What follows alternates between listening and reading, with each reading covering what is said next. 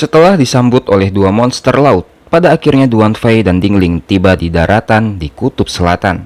Dengan temperatur yang berada di minus 90 derajat Celcius, membuat jaket mereka tak sanggup untuk menahan dingin yang sangat ekstrim itu. Namun, meskipun terlihat Ding Ling sangat kesulitan bertahan akan rasa dinginnya, dia tetap menolak ajakan Duan Fei untuk beristirahat dan memilih tetap melanjutkan perjalanan. Hal itu mengingat karena memang jalannya masih sangat panjang untuk mencapai tempat tujuan.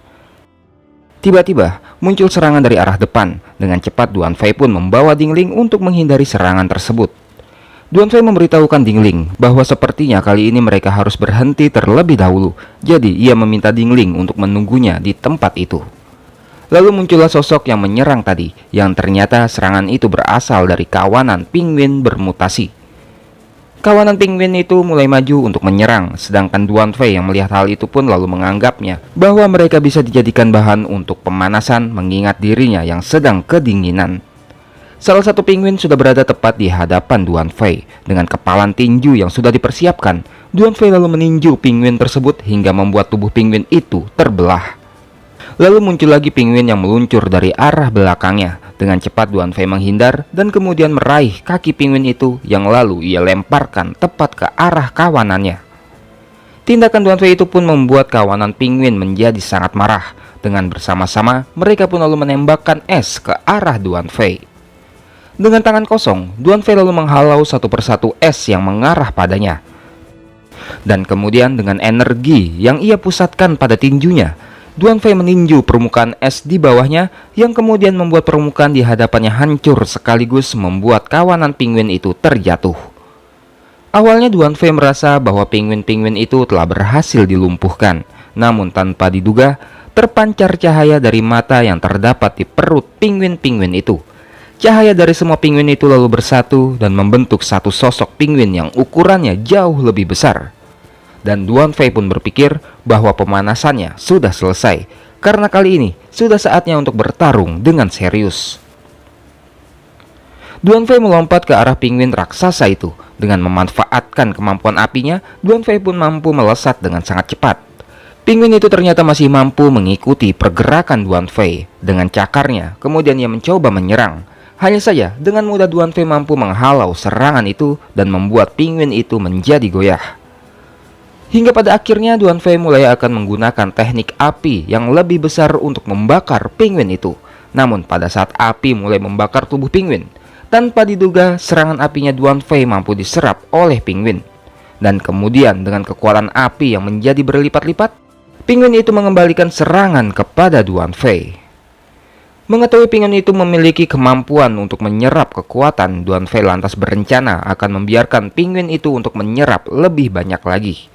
Serangan api dengan kekuatan yang lebih besar kemudian Duan Fei tembakkan, yang mana serangannya itu juga mampu menghancurkan serangannya penguin. Mendapati Duan Fei yang lagi-lagi menyerang dengan api, penguin itu pun kembali menyerapnya. Hanya saja yang terjadi kali ini, Duan Fei malah terus-menerus menembakkan apinya agar bisa terus diserap oleh penguin. Tak jauh dari tempatnya Duan Fei, terlihat ada seseorang yang sedang mengawasinya, yang ternyata orang itu adalah Ling Du, yang mana di dunia yang lain, Ling Du merupakan anak buah Skynet dan memiliki gelar Absolute Zero. Ling Du di dunia ini sedang mengawasi Duan Fei, sembari berpikir bahwa serangannya Duan Fei itu benar-benar bodoh. Jelas-jelas penguin itu akan menyerap serangannya lagi, tapi kenapa dia malah menggunakan serangan macam itu lagi? Hingga pada akhirnya, Ling Du sangat terkejut dengan apa yang dilihatnya, karena penguin itu malah terlihat sedang kesakitan. Hingga pada akhirnya tubuh penguin itu pun meledak dikarenakan tubuhnya kelebihan muatan dari menyerap serangannya Duan Fei. Ketika Ling Du masih berpikir bagaimana bisa kekuatan Duan Fei bisa melebihi muatan kekuatannya penguin, tiba-tiba muncul Duan Fei di sampingnya sembari mengatakan bahwa ia telah menunggu Ling Du menampakkan diri. Ling Du lantas mengeluarkan tombak esnya dan kemudian menyerang Duan Fei. Sembari terkejut, Duan Fei lalu terus menangkis serangan itu. Meskipun Duan Fei sendiri masih belum mengerti kenapa Ling Du menyerangnya dan menyebut Duan Fei sebagai orang dari Skynet. Dari hal itu, Duan Fei sadar bahwa Ling Du telah salah paham padanya. Namun, karena Ling Du terus saja menyerangnya secara membabi buta, Duan Fei pun meneriakinya agar tetap tenang sekaligus menghancurkan tombak esnya Ling Du. Secepat mungkin Ling Du segera menjauh dari Duan Fei, dan pada saat itu ia masih berpikir bahwa Duan Fei adalah orang Skynet yang berniat membunuhnya. Namun, Ling Du masih bertekad bahwa ia tak akan terbunuh dengan mudah. Lagi-lagi Ling Du mengeluarkan esnya untuk menyerang Duan Fei, sedangkan Duan Fei menggunakan skill bayangannya. Ia lalu mengikat tubuh Ling Du menggunakan skillnya hingga membuat Ling Du tak bisa melawan lagi. Duan Fei berjalan mendekati Ling Du sembari meminta agar Ling Du menceritakan lebih banyak lagi hal-hal mengenai Skynet. Namun Ling Du yang hanya terdiam sembari terkejut setelah mengetahui Duan Fei memiliki kemampuan yang lainnya. Duan Fei pun menanyakannya lagi mengenai apa hubungan Ling Du dengan Skynet dan juga kenapa mereka mencoba menangkapnya. Dengan marah Ling Du malah menjawab bahwa Duan Fei sekedar bersandiwara dan tetap menganggap Duan Fei adalah orang Skynet. Karena sekarang dirinya telah tertangkap, dia malah meminta agar Duan Fei langsung membunuhnya saja. Hingga saat Duan Fei mengatakan dengan tegas agar Ling Du menjawab pertanyaannya dan juga agar tidak mensangkut pautkan dirinya dengan Skynet, barulah Ling Du bisa berpikir jernih dan mulai merasa bahwa Duan Fei bukanlah orang dari Skynet. Duan Fei kemudian melepas ikatannya dan meminta agar mereka bisa saling mengobrol secara baik-baik. Akhirnya, Ling Du bersedia untuk bicara, meskipun dia pun masih ragu pada Duan Fei, karena bagaimana bisa orang biasa datang ke tempat itu. Jadi ia pun menanyakan motifnya Duan Fei. Selain itu, sebagai pertukaran, Ling Du juga meminta agar Duan Fei memberitahukan identitasnya dan juga alasan mengapa ia sangat tertarik mengenai Skynet. Mendengar pertanyaan Ling Du lantas membuat Duan Fei merasa bosan, karena memang sudah berulang kali ia harus memperkenalkan diri kepada orang lain.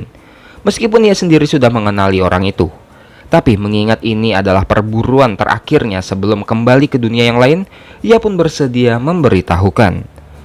Dikarenakan Ling Du memiliki hubungan dengan Skynet, dengan tegas Duan Fei memberitahukan bahwa ia berniat untuk menghabisi Yan Wu, sang pemimpin Skynet. Ling Du sontak terkejut mendengar pengakuan itu. Duan Fei kembali menambahkan bahwa ia yakin Ling Du tak akan dengan mudah mempercayainya, tapi itu memang benar adanya. Dan satu hal lagi, Duan Fei memberitahukan bahwa Yan Wu saat ini sudah tak ada lagi di dunia tersebut. Jadi Duan Fei meminta agar Ling Du berhenti bersembunyi. Ling Du yang kembali terkejut mengetahui Yan Wu sudah tak ada lagi di dunia itu. Kemudian Duan Fei juga memberitahukan bahwa saat ini Yan Wu sedang mengumpulkan orang-orang berkemampuan level S. Jadi seharusnya Ling Du sudah direkrut Yan Wu. Oleh karena itu Duan Fei bertanya, kenapa Ling Du malah diburu oleh Skynet dan juga di mana anggota Skynet yang lain. Setelah mendengar penjelasan Duan Fei, Ling Du masih belum bisa sepenuhnya percaya. Meskipun memang benar bahwa sudah lumayan lama Yan Wu telah menghilang, namun Ling Du masih perlu berhati-hati pada Duan Fei. Ling Du kemudian bertanya alasan kenapa Duan Fei ada di tempat itu. Duan Fei menjawab bahwa tujuannya adalah menuju ke puncak gunung. Di sana ada hewan buas bermutasi yang sangat kuat. Jadi jika Duan Fei berhasil menghabisinya, maka dengan cepat kekuatannya juga akan meningkat drastis. Dan untuk membuktikan ucapannya Duan Fei, Ling Du pun mengatakan bahwa ia ingin ikut serta bersama Duan Fei menuju puncak. Meskipun Duan Fei sudah memperingatkannya bahwa di sana sangat berbahaya, namun Ling Du tetap yakin pada keputusannya. Duan Fei pun menerima keinginannya Ling Du dan ia pamit sebentar untuk menjemput Ding Ling terlebih dahulu. Sesampainya di tempat Ding Ling, Duan Fei menceritakan apa yang telah terjadi dan juga mengenai keinginan Ling Du untuk ikut serta pada Ding Ling. Ding Ling pun menjawab bahwa ia tidak menolaknya. Ding Ling juga menyadari bahwa informasi mengenai Skynet memang sangatlah penting. Hanya saja ia mempertanyakan Duan Fei apa memang ia harus melakukannya. Ding Ling takut hal itu akan mempengaruhi Duan Fei karena memang masih ada hal lain yang harus Duan Fei pikirkan. Duan Fei sadar betul akan hal itu, hanya saja ketika ia melihat Ling Du, ia langsung teringat akan sosok Xinyu. Ia pun membayangkan seandainya Xinyu di dunia itu masih hidup, apa mungkin dia juga akan menjadi Absolute Zero. Duan Fei juga menyadari bahwa kesalahannya di masa lalu memang tak akan bisa diperbaiki. Dan mereka berdua pun kembali ke tempatnya Ling Du, sembari mengatakan bahwa Duan Fei tetap akan terus mengawasi Ling Du dan juga ingin melihat apa kemampuannya Ling Du akan bisa membantu mereka untuk bertahan di tempat yang dingin itu. Tempat lalu berpindah ke dunia yang lain. Setelah berhasil mengalahkan Abyssal Cobra, Timnya Ah Long kini sedang berkumpul untuk membahas persiapan menuju ke Kutub Selatan. Pada malam itu mereka berencana untuk istirahat terlebih dahulu di tempat tersebut, dan pada esok harinya mereka akan mulai mengumpulkan persediaan makanan dan yang lainnya. Tiba-tiba Ah Long menyadari ada orang lain bersembunyi di dekat mereka dan meminta agar orang itu menampakkan diri. Dan ternyata orang itu adalah Ah King. Ah King langsung menyapa mereka dan mengatakan bahwa ada hal penting yang harus ia sampaikan. Dia pun memanggil Ah Long untuk ikut dengannya terlebih dahulu. Dan setelah berada di tempat yang jauh dari yang lainnya, Ah King lantas menyampaikan apa yang ingin ia sampaikan. Awalnya ia meminta Ah Long agar mempersiapkan mentalnya terlebih dahulu, karena Ah King telah melihat ramalannya bahwa situasi saat ini telah berubah. Ah King kemudian menyampaikan segalanya mengenai apa yang akan terjadi pada Anya, atau yang dikenal juga sebagai Dark Empress. Yang mana harga yang harus dibayar untuk membawa kembali Duan Fei ternyata bukan hanya harus mengorbankan Ah Su, melainkan juga harus mengorbankan Anya. Ah Long lantas sangat kesal mendengar hal itu. Ia tidak terima mengetahui bahwa Anya juga harus menjadi korban. Ah King lalu juga menyampaikan bahwa ia tak tahu apa yang akan terjadi di sisi dunia yang lain. Hanya saja mengingat Ah Long adalah ketua tim di tempat itu, jadi Ah King mempersilahkan Ah Long untuk memutuskan apakah tetap ingin melanjutkan misinya atau tidak. Di tempat yang lain, terlihat Anya masih sangat bersemangat meminta izin pada Xinyu apakah diperbolehkan untuk tidur dengan Goldie atau tidak. Meskipun Goldie sendiri merasa kesal karena bukannya minta izin pada Goldie langsung, Anya malah meminta izin pada orang lain. Di saat Xinyu menjawab bahwa itu boleh-boleh saja, tiba-tiba terlihat Ah Long telah datang kembali. Namun, wajah Ah Long kini tidak lagi seperti sebelumnya. Ia terlihat murung. Ia terus berjalan mendekati teman-temannya dengan tatapan kosong. Bahkan ia tak mendengar ketika Anya memanggil namanya. Hingga di saat ia menyadari panggilannya Anya, ia mendengarkan Anya ketika berkata bahwa besok ia ingin mencari keripik kentang untuk suplai makanan. Melihat Anya membuatnya teringat akan pertama kali bertemu dengannya yang bersama dengan Duan Fei di reruntuhan. Dia hanyalah anak yang tak bersalah dan juga polos. Jadi kenapa Anya harus menjadi korban? Melihat wajah murungnya Ah Long lantas membuat Anya bertanya kenapa Ah Long terlihat seperti sedang tidak baik-baik saja. Anya bahkan sampai mengurungkan niatnya untuk mencari keripik kentang jika memang tidak diperkenankan. Xinyu dan Lan Qi pun juga mempertanyakan perubahan pada Ah Long, mengingat ia berubah setelahnya bertemu dengan Ah King. Mendengar kekhawatiran teman-temannya, Ah Long lalu mencoba menenangkan mereka semua dengan mengatakan bahwa ia tidak kenapa-napa. Dan juga ia berkata pada Anya bahwa besok mereka semua akan membawa Anya mencari keripik kentang. Anya pun kembali bersemangat karena ia akhirnya akan bisa makan keripik kentang lagi. Dan juga dikarenakan hari sudah sangat malam, Ah Long pun meminta semua rekan-rekannya agar segera beristirahat. Singkat cerita, malam semakin larut. Semua orang juga terlihat sudah pada tertidur, kecuali Ah Long. Dengan perlahan dia membangunkan Xinyu serta memintanya membangunkan Lan Qi dan Duan Fei. Hanya saja, jangan sampai membuat Anya terbangun. Setelah terbangun, mereka berempat pun lalu pergi menjauh meninggalkan Anya yang masih tertidur bersama Goldie. Namun, ternyata saat itu Anya belumlah tidur dan mengetahui bahwa rekan-rekannya pergi tanpa mengajak dirinya. Ah Long mengajak mereka bertiga ke tempat yang cukup jauh dari tempatnya Anya tidur. Xinyu terheran-heran mengenai apa yang terjadi. Namun ia juga mengira bahwa ini pasti ada kaitannya dengan Anya. Karena itulah mereka tak bisa membiarkan Anya mengetahuinya. Ah Long pun membenarkan hal itu. Ah Long juga mengatakan bahwa ia tak bisa memutuskannya sendiri, karena itu juga terkait akan misi yang akan mereka kerjakan. Dan Ah Long pun kemudian menceritakan semuanya kepada mereka mengenai apa yang diberitahukan Ah King.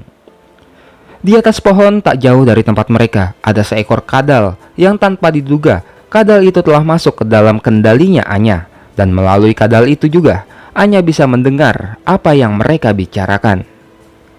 Di waktu yang sama semua orang pun langsung terkejut setelah mengetahui apa yang akan terjadi pada Anya. Mereka juga tak bisa terima karena Anya harus mengalami hal seperti itu. Duan Fei sendiri juga terkejut karena sebelumnya ia tidak mendengar hal itu dari Ah King. Ah Long juga memberitahukan bahwa Ah King sendiri tidak tahu apa yang terjadi di dunia yang lain. Jadi Ah King hanya menyerahkan keputusannya pada Ah Long mengenai apakah mereka akan lanjut atau tidak. Namun satu hal yang pasti, jika mereka memilih untuk tidak melanjutkannya, maka mereka juga harus menerima tanggung jawab untuk bertarung melawan Skynet lagi. Namun karena masih ada waktu dari hari yang dijanjikan, Ah Long lantas mengajak yang lainnya untuk memikirkannya nanti sembari mereka melanjutkan perjalanan. Dan ia kembali mengingatkan agar jangan sampai Anya mengetahui hal tersebut. Tempat lalu berpindah ke dunia yang lain. Terlihat Duan Fei masih melanjutkan perjalanan sembari melawan monster-monster yang ditemui. Dengan kekuatannya Duan Fei saat ini, ia mampu menghabisi monster itu cukup dengan sekali serang. Melihat aura Duan Fei yang berbeda dibandingkan sebelumnya, dan apalagi ia juga mampu menghancurkan monster dalam sekejap, Ling Du lantas mengatakan bahwa sepertinya Duan Fei memang akan mampu mengalahkan Yan Wu. Namun Duan Fei yang mendengar ucapan Ling Du lantas berpikir, sebagai orang yang pernah menghadapi Yan Wu, ia tahu betul bahwa kekuatannya saat ini masih sangat kurang untuk mengalahkan Yan Wu. Jadi ia masih harus menjadi lebih kuat lagi. Tiba-tiba area permukaan di tempat itu bergetar. Yang ternyata getaran itu disebabkan oleh monster-monster raksasa yang muncul dari dalam permukaan es. Duan Fei lantas meminta Ling Du dan Ding Ling untuk mundur meskipun Ling Du sendiri masih ragu apa mungkin Duan Fei akan mampu mengalahkan monster-monster kuat seperti itu sendirian. Kali ini Duan Fei harus meningkatkan kekuatan fisiknya hingga ke level 10. Ia juga masih harus menyimpan lebih banyak lagi poin evolusi dan ability fragment guna meningkatkan levelnya ke level S. Dengan begitu ia akan bisa menggunakan kemampuan D4 dari pohon evolusinya hingga tingkatan yang tertinggi. Selain itu, Duan Fei juga sangat penasaran dengan apa yang terjadi di sisi Xingyu berada. Dengan tekad yang membara yang mana ia ingin segera kembali ke tempatnya Xingyu, Duan Fei langsung melompat tepat di hadapannya monster. Dan lalu ia pun membabat habis monster-monster itu hanya dalam sekejap mata. Ling Du yang sangat terkejut dengan kecepatan Duan Fei kemudian dipanggil Ding Ling untuk segera berangkat dan meminta padanya agar jangan terkejut terlalu cepat. Tempat berpindah ke dunia yang lain. Terlihat kini timnya Ah Long sudah mulai melanjutkan perjalanan untuk mencari perbekalan. Di perjalanan mereka juga terus dihadang oleh kawanan zombie bermutasi. Dengan kawanan zombie yang mendadak muncul sangat banyak membuat mereka juga mulai kesulitan untuk mengatasi mereka semua. Hingga di saat muncul satu sosok zombie yang terlihat spesial di antara kawanan. Tiba-tiba zombie itu memancarkan energinya yang mana energinya itu membuat Ah Long dan yang lainnya bisa merasakan dorongan energi yang sangatlah kuat.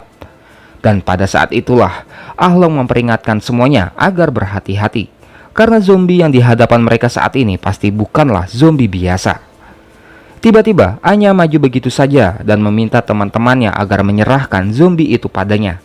Anya melemparkan lencana dimensi yang kemudian membuat zombie-zombie yang dijinakkan Anya mulai bersiap di sisinya. Ah Long memerintahkan Anya untuk mundur, namun Anya menolak. Anya berkata bahwa zombie itu bukanlah apa-apa. Lagi pula semua orang sudah menjadi lebih kuat, jadi Anya ingin dirinya bertambah kuat juga. Anya memerintahkan Bugu, zombie 41 dan zombie 21 untuk maju menyerang. Melihat zombie kuat ada di hadapan, zombie 21 yang hobinya bertarung lantas sangat bersemangat untuk menghadapinya. Potongan-potongan sampah ini, mereka mencoba menghalangiku ya, ucap nomor 21 yang lalu ia pun maju begitu saja sembari mengatakan bahwa ia menyerahkan sampah-sampah itu kepada nomor 41. Sedangkan ia sendiri akan langsung melawan yang paling kuat. Nomor 21 menyerang sembari mengatakan bahwa ia ingin mengetes zombie itu apa dia benar-benar pantas menjadi rekan timnya. Namun serangannya itu malah ditangkap oleh lawan.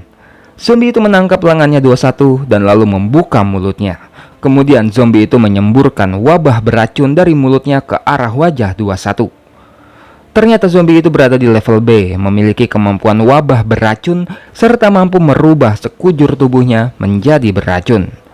21 dengan telak terkena semburan racun itu. Untungnya dengan cepat 41 datang membantu dengan memukul tubuh zombie itu. 21 terluka dan terus merengek kesakitan sembari mengatakan bahwa ia akan mati. Hei, jika kau tak bangun sekarang, maka kau akan benar-benar mati, ucap 41 yang ia pun menggunakan kekuatannya untuk menghilangkan racun dari wajahnya 21. 41 meminta 21 untuk segera bangun agar bisa membantu Anya dalam menjinakkan zombie tersebut. Di lain sisi, Anya mulai menggunakan kekuatannya dan ia juga mulai masuk ke dalam pikirannya zombie itu.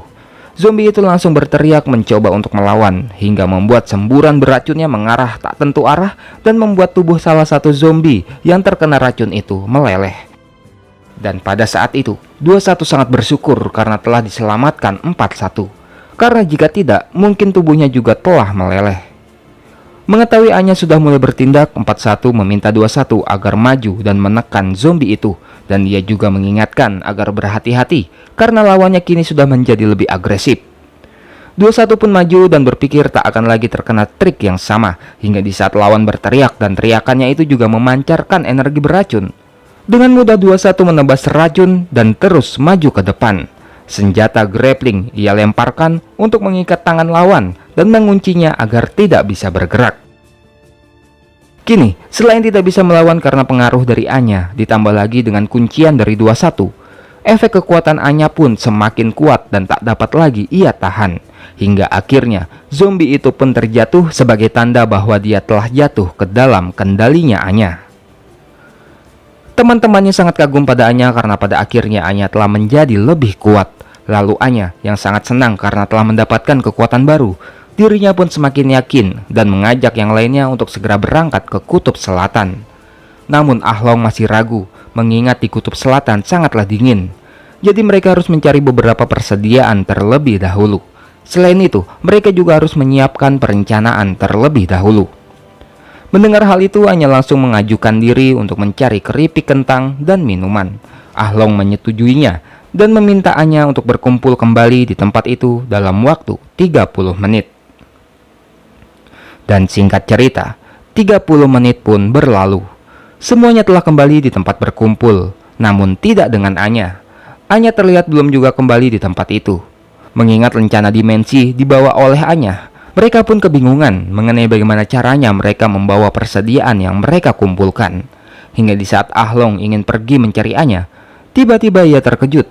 Karena tiba-tiba Goldie pergi begitu saja meninggalkan yang lainnya.